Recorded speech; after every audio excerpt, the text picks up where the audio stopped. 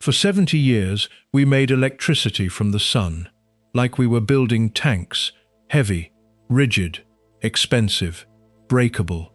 We took the second most abundant element on Earth, quartz, and tortured it.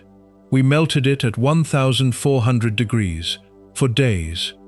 Grew a single perfect crystal, as tall as a man, sliced it with diamond, threw half of it away as dust, wrapped what survived in glass and aluminum, called it progress.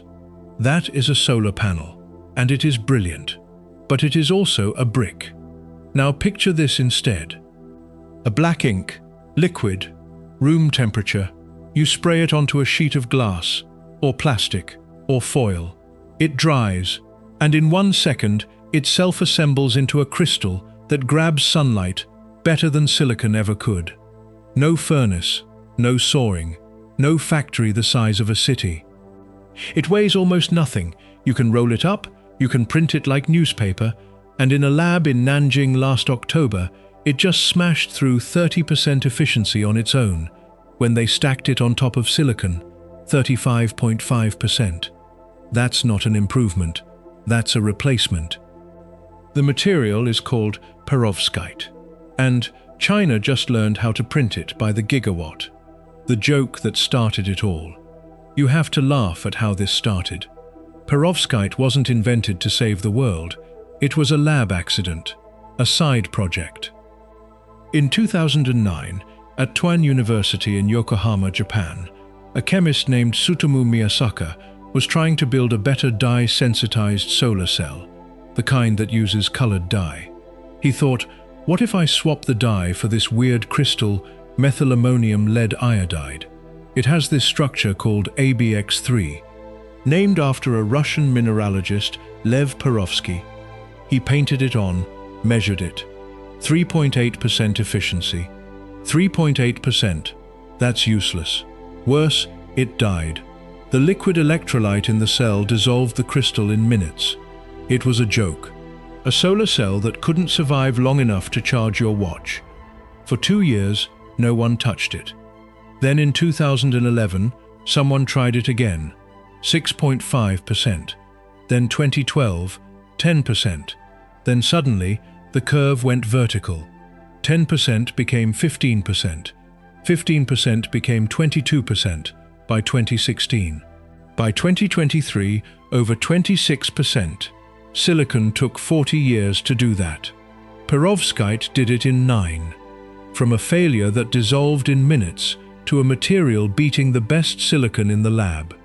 And the whole world was still sleeping on it. Until China woke up. The wall. The real reason solar is expensive. Okay, let me explain why your solar panels cost what they cost, and it will make you angry. Because the problem isn't the sun, the problem is silicon. To make one silicon wafer, you start with quartz. You put it in an arc furnace at 2000 degrees Celsius, you get metallurgical grade silicon, dirty. Then you do the Siemens process. You turn that dirty silicon into a gas, trichlorosilane. You distill it multiple times. Then you bake that gas at 1100 degrees to grow ultra-pure silicon rods. This step alone eats insane amounts of electricity. Then you melt those rods again. You grow a single crystal, one giant crystal, called a boule. You pull it slowly, for 30 hours. One mistake, one atom out of place. You trash the whole thing and start over. Then you slice it with a diamond wire saw. And here is the part that should make you furious. When you slice it, you lose almost 40% as kerf, sawdust. The purest, most expensive material you just spent days making turned into dust on the factory floor. Then you dope it, coat it with silver paste, and laminate it between heavy glass. You end up with a panel that weighs 20 kilos. That shatters if you drop it. That needs 4 men and a truck to install. And after all that, physics says stop. There is a hard limit, called the Shockley-Queisser limit. For a single layer of silicon, you can never get more than about 33.7% of the sunlight into electricity. The rest becomes heat, always. It's not bad engineering, it's the law of the universe. We hit that wall. We knew it. We built terawatts of it anyway, because we had no other choice. Until we stopped trying to bake a perfect crystal and learned to print it. The bakery versus the printing press. This is the simplest way to understand the revolution. Silicon is a bakery. Imagine you want bread. The old way, you need a massive brick oven, you need 1,500 degrees, you need a master baker watching it for days. You get one loaf at a time. It's heavy. If you drop it, it breaks. If you want a croissant instead of a loaf, you need a completely different process. That is silicon. High heat, vacuum, clean rooms, days of cooking, one rigid wafer at a time. Perovskite is a printing press. You take the ingredients, lead, iodine, a little bit of organic salt, cheap, abundant. You dissolve them in a solvent. You make ink. Then you print it. Blade coating, spray coating, inkjet, slot die. You don't need a vacuum. You don't need 1,400 degrees. You do it in open air, at room temperature. The ink hits the glass, the solvent evaporates, and the crystals build themselves like Lego bricks that know where to go. In less than a second, you go from liquid to a perfect solar layer, 500 times thinner than a human hair. Want it flexible? Print it on plastic. Roll it up like cling film. Want it transparent? Print it thinner, put it on your windows. Want it any shape? Change the printer. That's not theory. That's what Chinese labs solved.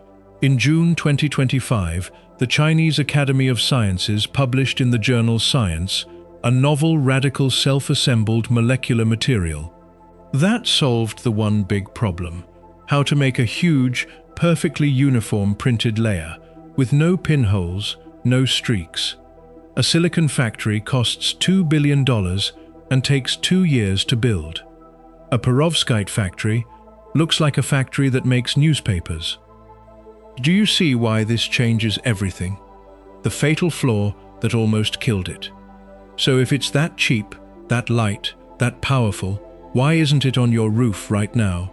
Because for 10 years, every engineer said the same thing: it dies.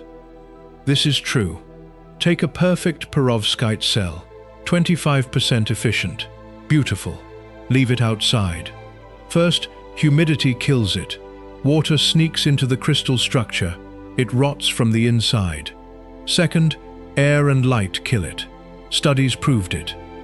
When exposed to both light and dry air, unencapsulated cells rapidly degrade on timescales of minutes to a few hours. Minutes. Your expensive panel becomes a yellow stain.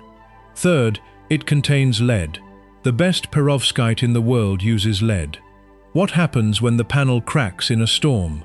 Does lead leak into the soil, into your groundwater? The fear was real. So companies looked at it and said, great physics, terrible product. You can't sell a solar panel with a warranty of 3 hours. That doubt was everywhere. Perovskite was the future that would never arrive. Until China stopped trying to make perovskite perfect and made it cheat. The cheat code, hybrid, tandem. There were 2 cheats, and they are genius in their simplicity.